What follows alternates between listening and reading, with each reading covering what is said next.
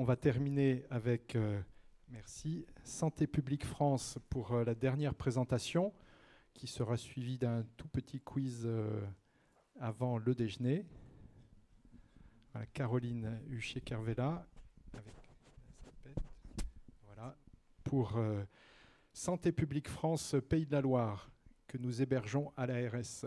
Merci. Bonjour à tous. Donc Santé publique France, on était un petit peu connus des professionnels de santé, notamment médico-sociaux, avec la déclaration des infections respiratoires aiguës. Pour les médecins traitants en libéral, pour les déclarations, enfin le réseau Sentinelle GROG. Pour le grand public, on est devenu un tout petit peu visible avec le Covid.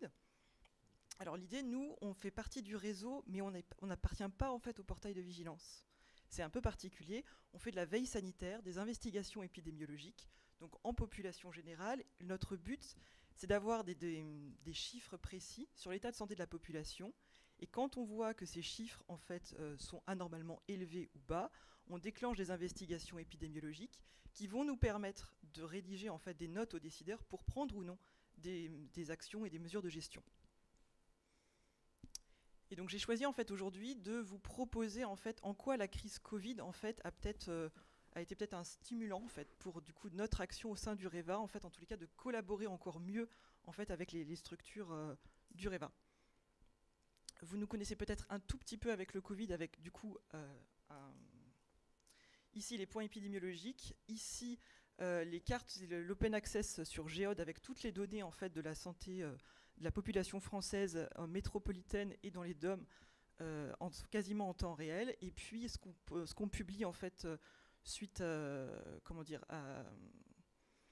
suite à Covid Tracker, en fait, on a monté nous aussi des analyses en fait pour rendre accessible et ludique les chiffres du Covid. Alors je vais juste pour vous expliquer en fait combien c'est complexe pour suivre le Covid. Nous avons plusieurs systèmes de bases de données qui intègrent à peu près à 24 heures d'écart toutes les données en population nationale.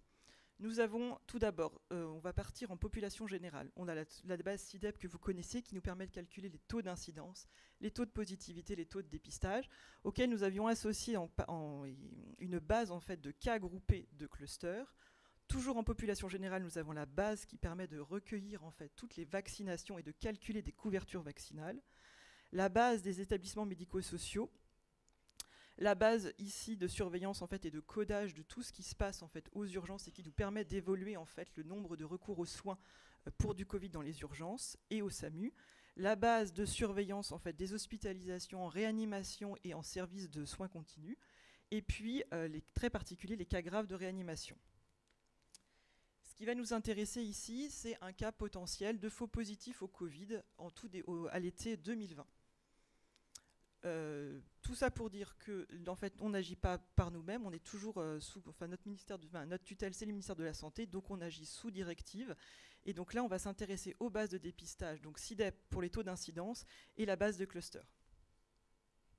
Alors l'histoire, ça se passe en Bretagne au tout départ. On a un cluster d'asymptomatiques qui fait élever totalement sur une petite région en fait un taux d'incidence et on se demande qu'est-ce que peut-il se passer, quelle est cette particularité. Il s'avère qu'après investigation, le load réactif en fait est totalement inadéquat et produit des faux résultats. Bien évidemment, que va-t-il se passer? Réactovigilance, cela monte à la NSM qui va se rendre compte que tout en fait les lots, il y a vraiment un problème, retrait de l'eau, donc je ne sais plus si c'est un vendredi soir, mais c'est fort probable. Et normalement, on se dit tout va bien. On se dit tout va bien. Et puis, chacun est censé retirer ses lots et tout se passe bien. Sauf que en Pays de la Loire, on se pose la question, et nous, que nous arrive-t-il? Parce qu'à l'époque, on a la Mayenne qui est confinée. À l'époque, on a des petits taux d'incidence. Et donc, est-ce que nous aussi, on est impliqués ou pas? Est-ce que nous aussi, nos laboratoires qui travaillent dans des zones en fait quasiment de monopole ont ou non en fait reçu ce réactif? Donc, grâce en fait à l'ARS et grâce à tous les acteurs locaux et aux laboratoires, on va pouvoir en fait mener cette enquête pour savoir si nous aussi nous sommes impactés et si nous aussi nous rendons ou pas des résultats erronés, ce qui peut en fait provoquer des c'est quand même un petit peu gênant en fait de confiner à tort ce qui se passe. Ça n'a pas été une mince affaire parce que comme vous voyez en fait l'alerte arrive ici semaine 31, on est fin juillet et en fait les premiers retours sont fin août. Donc fin août, nous, on a réussi à avoir en Pays de la Loire un premier laboratoire qui nous dit en fait on a 2 clusters à tort, mais au final sur ce département-là, ça ne change pas les décisions prises en compte. Ouf. Deuxième laboratoire, donc là on est tout début septembre, qui nous dit exactement même problème. En fait, on n'a pas totalement, on pouvait le faire, on avait des kits qui, c'était une époque, c'était très tendu en fait sur l'approvisionnement de réactifs, donc on pouvait utiliser des kits reconditionnés, ce qu'on ne fait plus actuellement. Mais là aussi, un cluster vraiment identifié dessus, mais ça ne change pas vraiment la prise en charge. Les gens on a isolé une petite partie de la population et ça ne change pas les décisions. Mais ouf, mais ça aurait pu être très très important.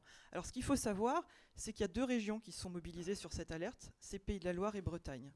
Et au final, à force de mobilisation, parce qu'on a été un peu sourd en fait, le siège ne comprenait pas comment en fait les labos ne pouvaient peut-être pas en fait récupérer leurs réactifs et c'était impensable. Donc ce qui s'est passé, c'est qu'au mois de septembre, en fait, au niveau national, ils ont fait une analyse des causes de tout ce qui a pu se passer et on arrive à peu près 3000 patients rendus positifs à tort sur l'ensemble national. Qu'est-ce qu'on peut retenir de cette chose-là? C'est qu'en fait, la réactive vigilance, pour nous, Santé publique France, qui faisons de la veille sanitaire, c'est comme un contrôle de qualité externe. Donc c'est très très important.